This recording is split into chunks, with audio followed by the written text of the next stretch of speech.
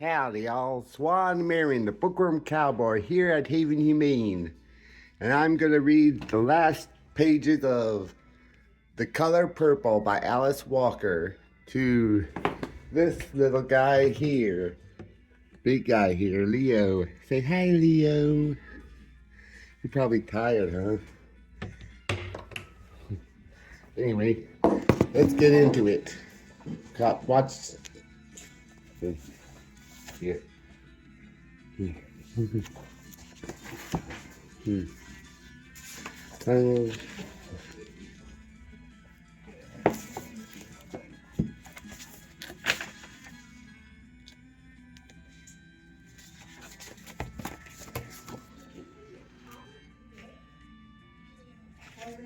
Dear Celie, after 2.5 months, Adam and Tashi returned.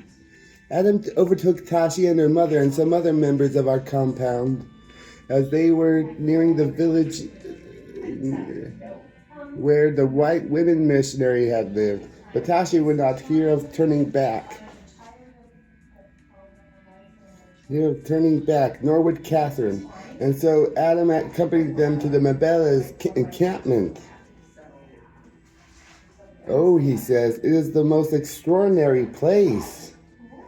You know, Celie, in Africa there is a huge depression in the earth called the Great Rift Valley that is on the other side of the continent from where we are.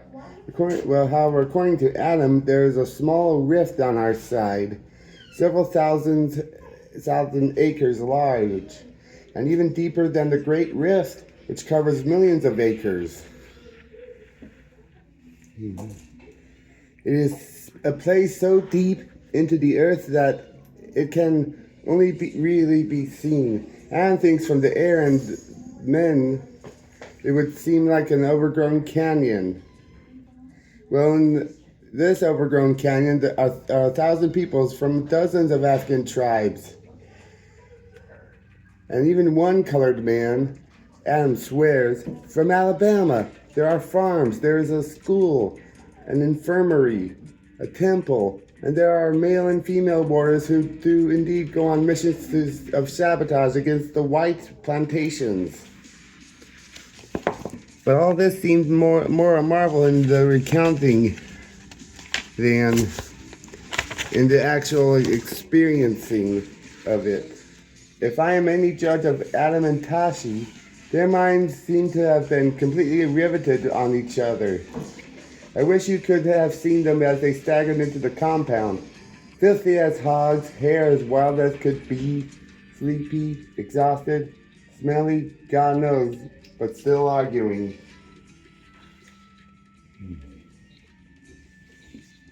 Just because I come back with you, don't think I am saying yes to marriage, says Tashi. Oh yes, you are, says Adam heatedly, but through a yawn. You promised your mother, I promised your mother. Nobody in America will like me, says Tashi. I will like you, says Adam. Olivia ran and enfolded Tashi in her arms, ran about preparing the food and a bath. Late that night, after Tashi and Adam had slept most of the day, we had a family conference. We informed them that because so many of our people had gone to join the Mabellas and the planters were beginning to bring in Muslim workers from the north. And because it was a time for us to do so, we would be leaving home in a matter of weeks. Adam announced his desire to marry Tashi. Tashi announced her refusal to be married. Then, in that honest, forthright ways of hers, she gave her reasons. Paramount among them that, because of the scarification marks on her cheek, Americans would look down on her as a savage and shun her. Whoever children she and Adam might have, that she had seen in the magazines we received from home, and that they were very clear to her that black people did not truly admire black-skinned black people like herself, and especially did not admire black-skinned black women. They bleach their face, she said. They fry their hair. They try to look naked. Also, she continued, I fear Adam will be distracted by one of these naked-looking women and desert me. Then I would have no country, no people, no mother, no husband, no and brother. You'd have a sister, said Olivia. Then Adam spoke. He asked Tashi to forgive his initial stupid response to the scarification, and to forgive the repugnance he'd felt about the female initiation ceremony. He assured Tashi that it was she he loved, and that in America she would have country, people, parents, sister, husband, brother, and lover. And that whatever befell her in America would also be his own choice and his own lot. Oh, Seeley. So the next day, our boy came to us with scars identical to Tashi's on his cheek. We are so happy. So happy, Seeley, Tashi, and Adam Omatungu. Samuel married them, of course. And all the people left in the compound came to wish them happiness and a round dance of roof leaf forever. Olivia stood up with the bride, and a friend of Adam's, a man too old to have joined the Mabels, stood up with them. Immediately after the wedding, we left the compound, riding out in a lorry that took us to a boat at the coast inlet that flows out to sea. In a few weeks, we will all be home. Your loving sister, Nettie. Dear Nettie, Mister's talked to Shug a lot lately by telephone. He say as soon as he told that my sister and her family was missing, she and Jermaine made a beeline for the State Department trying to find out what happened. He say Shug say it's just killer to think I'm down here suffering from not knowing. And nothing happened at the State Department. Nothing at the Department of Defense. It's a big war. So much going on. One ship lost feels like nothing. Plus, I guess. Plus, color don't count to those people. Well, they just don't know and never will. Never did. Never will. And so what? I know you on your way home and you may not get here till I'm 90. But one of these days I do expect to see your face. Meanwhile, I hired Sophia, the clerk in our store. Kept the white man Alfonso to run it. But put Sophia in there to wait on colored because they never had nobody in the store to wait on them before. Nobody in the store to treat them nice. Sophia real good at selling stuff too, because she acts like she don't care if you buy or not. No skin off her nose. And then if you decide to buy anyhow, well, she might exchange a few pleasant words with you. Plus, she's scared that white man. Anybody else colored, he'd try to call him auntie or something. First time he tried that with Sophia, she asked him which colored man his sister marry. I asked Harpo, do we mind if Sophia work? What I'm gonna mind for, he say. It seems to make her happy, and I can take care of anything come up at home. Anything he say, Sophia got me a little help for when Henrietta needed anything special to eat or get sick. Yeah, say Sophia. Miss Eleanor Jean gonna look like again on Henrietta, and every other day promise to cook her something she'll eat. You know, white people have a look at the machinery in the kitchen. She whip us stuff with yams you'd never believe. Last week she made yam ice cream. How this happened? I asked. I thought the two of you was through. Oh, say Sophia. It finally dawned on her to ask her mama why I come home to work for them. I don't expect it to last though, say Harpo. You know how they is. Do her people know? Peoples know? I ask. They know, say Sophia. They carrying on just like you know they would. Who ever heard of a white woman looking for Negroes, they rave. She'd tell them, who ever heard of somebody like Sophia working for trash? She bring Randall Stanley with her? I asked. Henrietta say, she don't mind. Well, say Harpo, I'm satisfied that for men folks against her helping you, she gon' quit. Let her quit, say Sophia. It's not my salvation she working for. And if she don't learn she got to face judgment for herself, she won't even have lived. Well, you got me behind you anyway, says Harpo. And I loves every judgment you ever made. He moved up and kissed her where her nose was stitched. Sophia tossed her head. Everybody learns something in life, she said, and they laugh. Speaking of learning, Mr. say one day us was sewing out on the porch. I first started to learn all them days ago. I used to sit up there on my porch staring out across the railing. Just miserable, that's what I was, and I couldn't understand why us have life at all if all it can do most sometimes is make us feel bad. All I ever wanted in life was Suge Avery, he say. And one while, all she wanted in life was me. Well, us couldn't have each other, he say. I got Annie Julia, then you, all them rotten children. She got Grady and who know who all. But still, it looked like she come out better than me. A lot of people love Suge, but nobody but Suge love me. Hard not to love Suge, I say. She know how to love somebody back. I tried to do something about my children after you left me.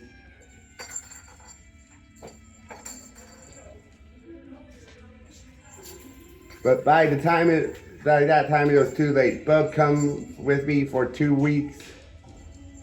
Stole all my money. Laid up on the porch drunk. My girls so far off into men's and religion they can't hardly talk. Every time they open their mouth, some kind of plea come out. They're about to break my sorry heart. If you know your heart sorry, I say, that means it's not quite as spoiled as you think. Anyhow, he say, you know how it is. You ask yourself one question, it leads to 15. I start to wonder why us need love. Why us suffer? Why us black? Why us men and women? Where do children really come from? It didn't take long to realize I didn't hardly know nothing. That if you ask yourself why you black or a man or a woman or bullshit don't mean nothing if you don't ask why you here, period. So what do you think, I ask? I think us here to wonder, myself. To wonder, to ask. And that in wondering about the big things. And asking about the big, and you learn about the little ones, almost by accident. But you never know nothing more about the big things than you start out with. The more I know, he say, the more I love. And people start to love you back, I bet. I say, they do. He say, surprised. Harpo seemed to love me, Sophia and the children. I think even old evil Henrietta loved me a little bit, but that's because she know she just as big a mystery to me as the man in the moon. Esther is busy patterning a shirt for folks to wear with my pants. Gotta have pockets, he say. Gotta have loose sleeves, and definitely you're not supposed to wear it with no tie. Folks wearing things look like they being lynched. And then, just when I know I can live content without Suge, just when Mr. Dunn asked me to marry him again, this time in the spirit as well as in the flesh, just after I say, nah, I still don't like frogs. Let's just be friends. Suge right, me, she's coming home. Oh, you've been adopted. Now, is this life or not? I be so calm. If she come, I be happy. If she don't, I be content. And then I figured that this is the lesson I was supposed to learn. Oh, Celie, she say, stepping out of the car, dressing like a moving star. I missed you more than I missed my own mama. Us hug, come in, I say. Oh, the house looks so nice, she say. Us get to her room. You know I love pink. Got some elephants and turtles coming, too, I say. Where your room? She asked. Down the hall. Let's go see it, she say. Well, here it is, I say, standing in the door. Everything in my room purple and red except the floor that painted bright yellow. She go right to the little purple frog perched on my mantelpiece. What's this? She asked. Oh, I say, a little something Albert carved for me. She looked at me funny for a minute. I look at her, then us laugh. Where's Jermaine? I asked. In college, she say. Wilberforce. Can't let all that talent go to waste. Us through, she say. He feels just like family now. Like a son, maybe a grandson. What you and Albert been up to? She asked. Nothing much, I say. She say, I know Albert and I bet he been up to something with you looking as fine as you do. Us so, I say, make idle conversation. How idle? How idle, she asked. What do you know? I think she's jealous. I have a good mind to make up a story just to make her feel bad, but I don't. Us talk about you, I say, how much us love you. She smiled, come put her head on my breast, let out a long breath. Your sister, Celie. Dear God, dear stars, dear trees, dear sky, dear peoples, dear everything, dear God. Thank you for bringing my sister Nettie and our children home. Wonder who that coming yonder, asked Albert, looking up the road. Us can see the dust that's just a-flying. Me and him and Shug sitting on the front porch after dinner, talking. Well, not talking. Rocking and fanning flies. Shug mentioned that she don't want to sing in public no more. Well, maybe a night or two at Harpo's. Think she maybe she retire. Albert said he wants her to try on his new shirt. I talk about Henrietta, Sophia, my garden, and the store. How things doing generally. So much in the habit of sewing something, I stitch up a bunch of scraps, but to see what I can make. The weather cool for the last of June, and sitting on the porch with Albert and Shug feel real pleasant. Now next week be the 4th of July, and us plan a big family reunion outdoors here at my house. Let's hope the cool weather hold. Could be the mailman, I say, except he's driving, being a little fast. Could be Sophia, say Shug. Knew how she drive like a maniac. Could be Harpo, say Albert, but it's not. By now, the car stops under the trees in the yard, and all these people dressed like old folks get out. A big, tall, white-haired man with a backward-turned white collar, a little dumpy woman with her gray hair in plaits crossed on top of her head, a tall youngish man and two robust-looking youngish women. The white-haired man says something to the driver, and the car leaves. They all stand down there at the edge of the drive, surrounded by boxes and bags and all sorts kinds of stuff. By now, my heart is in my mouth, and I can't move. It's Nettie, Albert said, getting up. All the people down by the drive look up at us. They look at the house, the yard, Shug and Albert's cars. They look around at the fields. Then they commence to walk real slow up the walk to the house.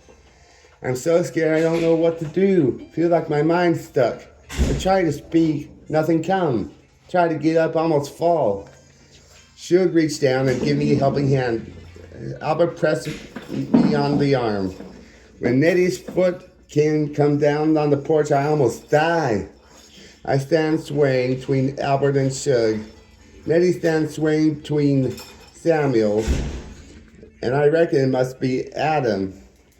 Then us both start to moan and cry. Us totter toward one another like us used to do when us was babies. Then us feel so weak when us touch. Us knock each other down. What do us care? Us sit and lay it there on the porch inside each other's arms. After a while, she say, "See, lady?" I say, "Nettie." A little bit more time passed. Us look round at a lot of people's knees. Nettie never let go my waist. "This my husband Samuel," she say, pointing up. "These are children, Olivia and Adam, and this Adam's wife, Tashi," she say. I point up at my peoples. "This is Shug and Albert," I say. Everybody say, "Pleased to meet ya." Then Shug and Albert start to hug everybody one after the other. What'd you guys do? Me and Nettie finally get up off the porch and I hug my children. And I hug Tashi, then I hug Samuel. "Why us always have family reunions on July 4th, said Henrietta, mouth poke out, full of complaint it's so hot. "White people so busy celebrating their independence from England, July 4th, say Harpo. "So most black folks don't have to work, so us can spend the day celebrating each other." "Ah," Harpo say. "Harpo," say Mary Agnes, sipping some lemonade. "Didn't know you knowed history." She and Sophia working together on the potato salad. Mary Agnes come back home to pick up Susie Q. She done left Grady, moved back to Memphis and live with her sister and her ma. They gonna look after Susie Q while she at work. She got a lot of new songs, she say, and not too knocked out to sing them. "After a while being with Grady, I couldn't think," she say. "Plus, he not a good influence for no children. Of course, I wasn't either," she say, "smoking so much reefer." Everybody make a lot of admiration over Tashi. People look at her and Adam scars like that's their business. Say they ever suspect African ladies could look so good. They make a fine couple. Speak a little funny, but let's get used to it. Water. Now I'm just watching them play in it. What your people love best to eat over there in Africa? I asked. She sort of blush and say, "Barbecue." Everybody laugh and stuff her with one more piece. I feel a little peculiar around the children. For one thing, they grown. And I see they think me and Nettie and Shug and Albert and Samuel and Harpo and Sophia and Jack and Odessa real old. Don't know much of what's going on, but I don't think us feel old at all. And us feel so happy. Matter of fact, I think it's the youngest us ever felt. Amen.